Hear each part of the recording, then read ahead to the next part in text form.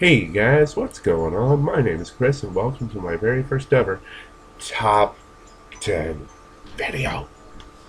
Been wanting to do this one for a while and I figured, you know what? What a better time than today to do a Top 10 video. Two things before I get started. First things first, springtime is upon us. So, which means allergy season. So, excuse me. I will periodically, be grabbing tissue here. Ah. Now then, the second thing, this is an opinion video. If you disagree with any of the Pokemon on my list, then I'm sorry, that's all on you. If one of my favorites is on your list, then, oh, hey, that's pretty awesome.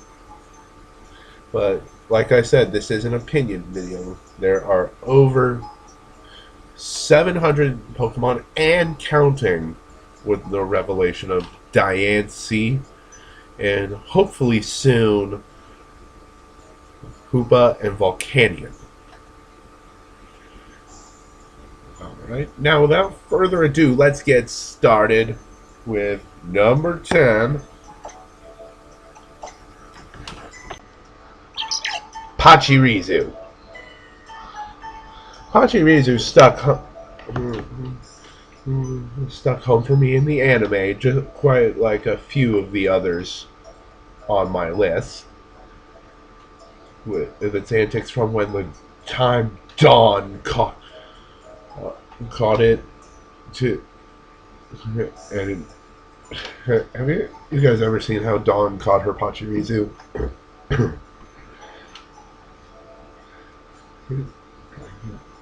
Dawn's Pachirisu picked up the Pokeball, walked up to Dawn, and then just went inside it.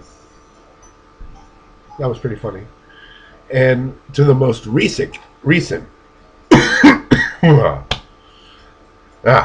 anyway, to the most recent antic of kicking Oshawott Scalchop when Dawn came to Unova.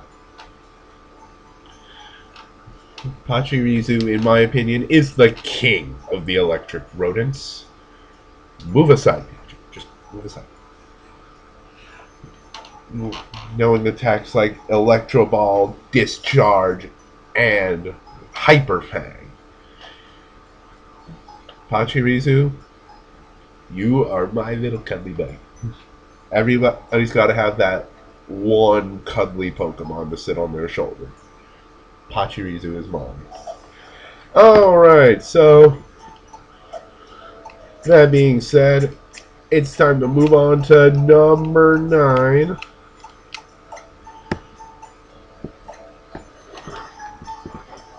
Greninja. One of the coolest ninja Pokemon of all time. Look at it! It literally looks like a ninja. Plus, have you seen its shiny form? Oh. Greninja is of a rather unique typing of water and dark. I haven't seen any others. As a matter of fact, that's a lie. I have seen very few with that typing, like Carvana and Sharpedo, but they're not cool. No, sorry. Not like Greninja. Plus that new move, Water Shuriken. Used right, it can do a lot of damage.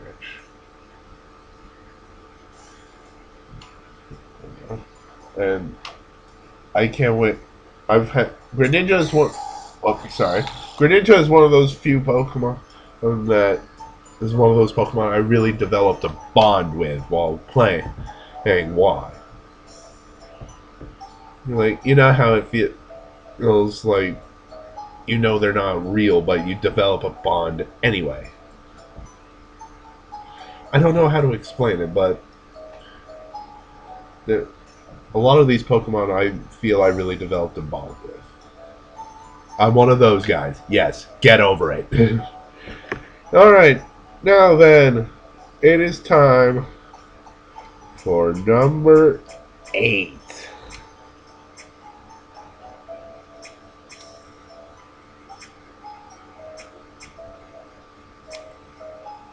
There you go. Are you afraid of bugs? How about ghosts? Well, in that case, you won't like this one very much. Shatteredjaw. With the unique typing of bug and ghost, this is one of the only bug types to become one of my favorites. Along with, although he's not on my top 10 list, Shedinja. Ninjask, I'm sorry. Shedinja has always been an unsung hero of bug types because its method of obtaining one is quite odd. You have to have an open space in your party when you evolve a Nincada into a Ninjask. And then a Shedinja just kind of appears out of nowhere. I think Shedinja is just Nincada's husk. Anyway, it has a unique ability called Wonder Guard, meaning only attacks that are super effective to a Shedinja, meaning anything that a bug is weak against or anything that a ghost is weak against can hit it. So, you want to make Shedinja. Don't take Shedinja into, say, the Elite Four battle against Malva. Would be my biggest recommendation.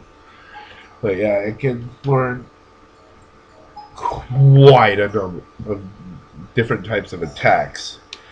From Shadow Ball to X Scissor to Solar Beam. I've always loved this little thing. You may not agree, but Shedinja is pretty cool in my book. Look at it. Look at it. Okay.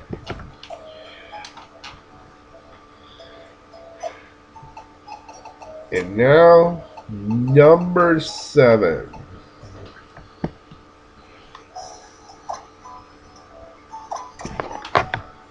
Whoop. Wrong button.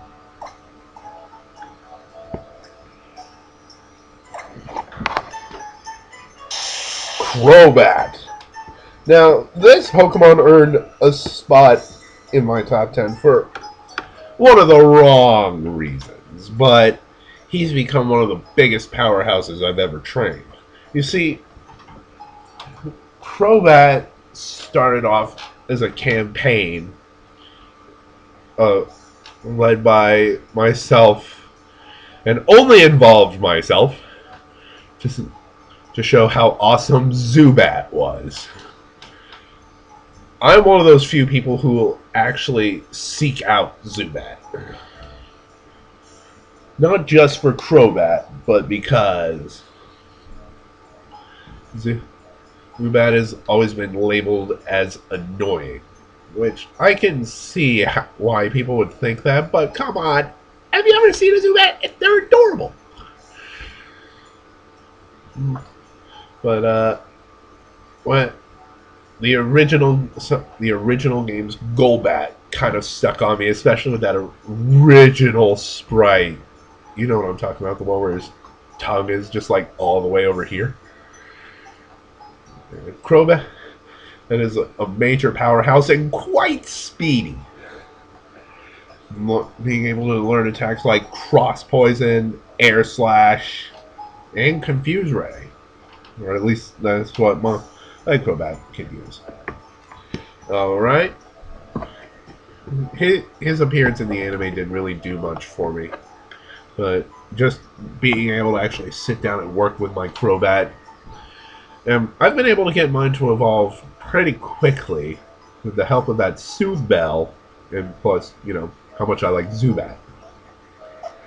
Alright, so it is time for number 6. And this is my combined dream team of sorts. that you would see me using in battle. So let's start with another 6th generation Pokemon. Aurorus. Yet, this Pokemon, as soon as I saw it, I was just like, I've got to train that. It is just, look at it! Look at it! It is the most elegant, beautiful thing I've ever seen. So freaking cute! Not to mention, it has quite possibly one of the most deadliest abilities I've ever seen. Refrigerate, which turns all normal type attacks into ice type attacks. What's that, Gengar?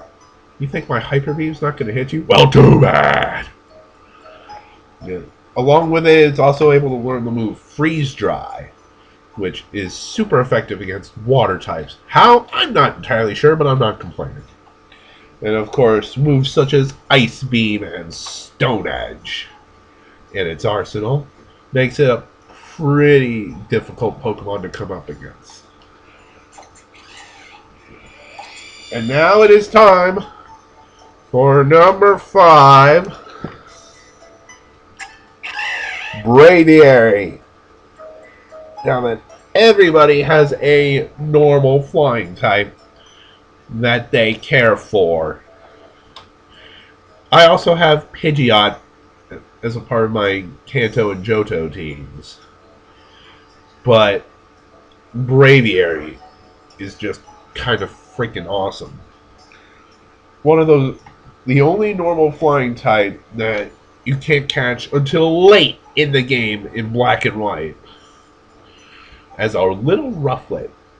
It is the most American Pokemon of all. I mean, look at it. It's got red, white, and blue. Look at it!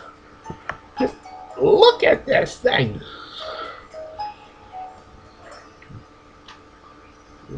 Along with being able to learn one of my new favorite flying type moves, Skydrop, Brave Bird, and Air Slash.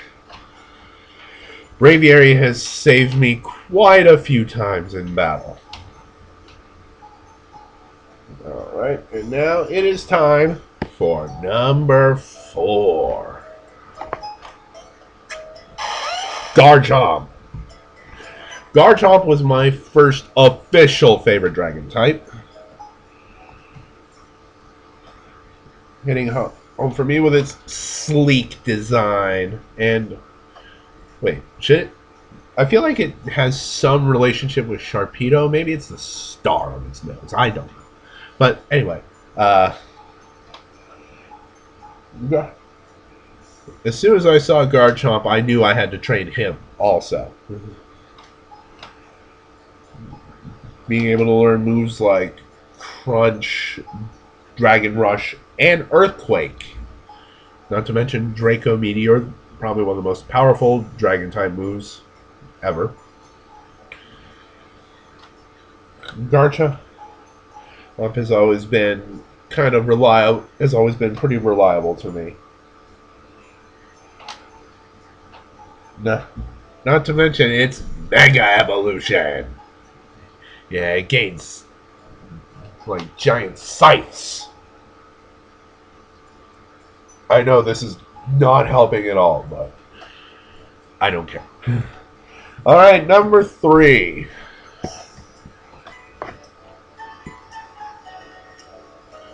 Oh, there we go. Gyarados. This particular Gyarados that you just saw goes all the way back to playing Emerald. Just kind of surfing along in Sootopolis City when I decided to go fishing. And I caught this Gyarados at level 35. Knowing moves like Twister and Dragon Rage already, I decided, you know what? I gotta have this Gyarados. Now, you probably didn't pay close attention to this when I showed you Shedinja, but I used to have this little thing where I would nickname my Pokemon by the first 4 letters of their name. So my Gyarados is Gare, and she has been with me for the longest time. I decided to teach her Dark Pulse because of the Water Dark Mega Evolution. Also knowing Ice Beam, Hydro Pump, and Hyper Beam. My Gyarados is pretty deadly. So watch out for this girl. Just do it. Alright, number 2. Blaziken. Now, I know Blaziken is very, very overused, but I don't care. Blaziken was my very first Pokemon to hit level 100. Actually, that's not true. My Crystal for Alligator, excuse me.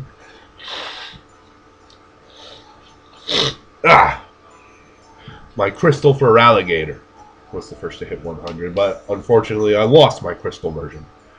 But anyway, my Blaziken was the first to hit level 100. Unfortunately I lost that Blaziken and when I lost my Game Boy Advance, but bred a nut. Lucky me, I had bred a Torchic at that point and raised that Blaziken to level 100. The Blaziken I just showed you, though, was the Speed Boost Blaziken that I got after getting Y. Because, you know, Mega Evolutions. And having the Speed Boost ability really helps. Plus, knowing moves like Power Up Punch, Blaze Kick, Sky Uppercut, and Flare Blitz. Blaziken is definitely a Pokemon I developed a bond with over the years. Not to mention his appearances in the anime. I mean, did you see Destiny Deoxys? Forget May's Blaziken or Harrison's Blaziken. Destiny Deoxys Blaziken. No, that was pretty awesome. And now, finally, number 1 is kind of a pairing, but I'm only going to show you one. It's part of it. It's an entire evolution line. The Onix and Steelix evolution line. Alright. This is another hit home with an anime story. I watched the Pokemon anime from early on. And it started off with Brock's Onix. Actually, to be technical, it started off with that Onix that was shown in the very first episode, fighting that Gengar. But anyway, Brock's Onix, I always thought was pretty cool. Always tried his best, even if he didn't win every battle. And decided that I wanted to train an Onix myself. So I made sure I caught one. To this day is one of the best decisions I ever made, especially growing into my powerhouse Steelix. If there was one Pokemon I wish actually existed, for me it would be Steelix. You know, it'd be like best friends. But yeah, Steelix is pretty powerful, having abilities like Rock Head and Sturdy. The Steelix I just showed you has the Rock Head ability. And it knows moves like Dig, Dragon Tail, Stone Edge, and, of course, its signature move, Iron Tail. Everyone has that one Pokemon that they just can't live without. Steelix is mine. You know what? I'm going to do some honorable mentions. I'm going to do 5 honorable mentions.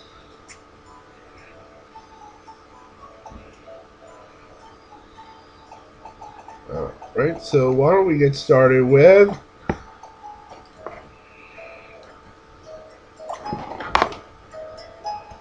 Haxorus. Haxorus is another dragon that hit my favorites list pretty early. As soon as I saw it when Black and White was being released, I thought, oh hey, it's a dragon with an axe on its head. It's kind of cool. I trained Haxorus in both White and White 2 as part of my main team, and just, oh, it's so awesome. And my Haxorus knows moves like X Scissor, Draco Meteor, Giga Impact, and Dragon Claw. And it has saved me quite a few times. Alright, now number 4 on my honorable mentions list goes all the way back to Kanto. Everybody had their first starter. A lot of you was probably Charmander because, you know, freaking Charizard. But no, mine was Blastoise. Blastoise, I always thought was pretty cool because, you know, it's got cannons coming out of his shell. Blastoise had some pretty funny anime appearances from the time on Shell Island, I think it was called. Excuse me 1 second. Where Jigglypuff got stuck in its cannon to Gary's Blastoise, fighting off against Ash's Charizard. I always thought Blastoise should have won that battle, but oh well. Blastoise has always held a special place in my heart for being my very first Pokemon. Knowing moves like Surf, Hydro Pump, Water Pulse because of the Mega Evolution's Mega Launcher ability, and for the same reason, Dark Pulse. Alright, number 3 on the honorable mentions list. It's a Pokemon you probably never would have expected.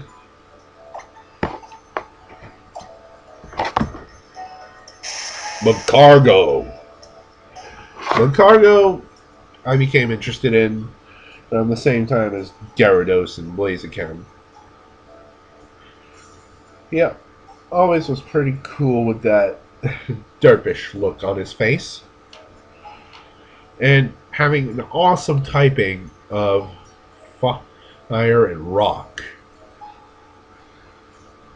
You can have a whole different variety of moves it can learn. Excuse me. Such as Earth Power, Rock Slide, Overheat, and Flamethrower. Magcargo, you are the coolest snail in the world. Alright, number 2.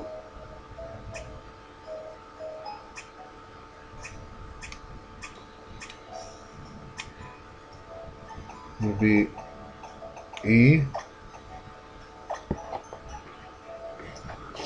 Pangoro.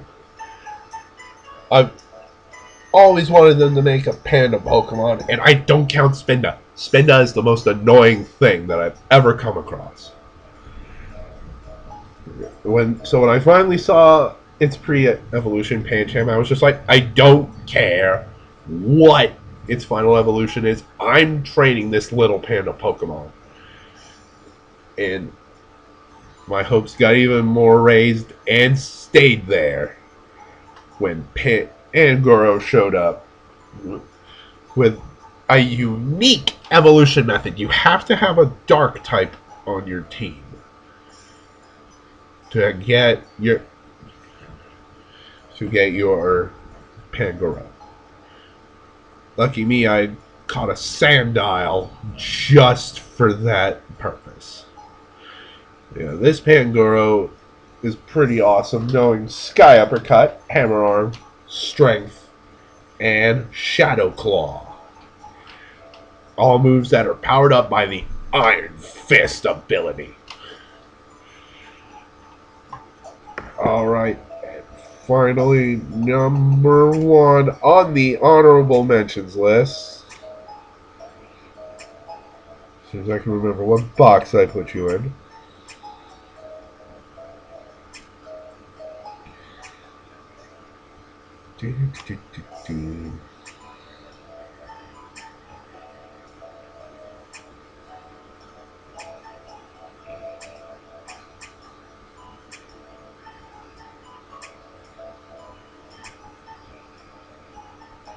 Huh, there you are. You ready for this one? Oh, sorry. Victreebel! Victreebel hit home for me in the anime, always eating James. It was love eating, though. Victreebel, based on the Venus flytrap, has always been a pretty cool Pokemon. And just the most affectionate. Knowing awesome moves like Leaf Storm, Energy Ball, Leaf Blade, and Geisha Drain. Yes, I say Geisha Drain. Get over it. This Pokemon has helped me out quite a few times. Alright, well, that was it. That was my top 10 video. I hope you liked it. I hope some of my favorites are on there, and if not, I'm sorry. Like I said, just an opinion video. Alright. I'm going to start trying to do these more often with, like, my top 10 least favorite, top 10 legendaries, etc., etc. Alright, well, that's all I've got for this one. Thank you guys so much for watching. If you like what you saw, please remember to rate, like, comment, subscribe, and all that other fun stuff. And I will see you guys next time. Bye-bye. See you later.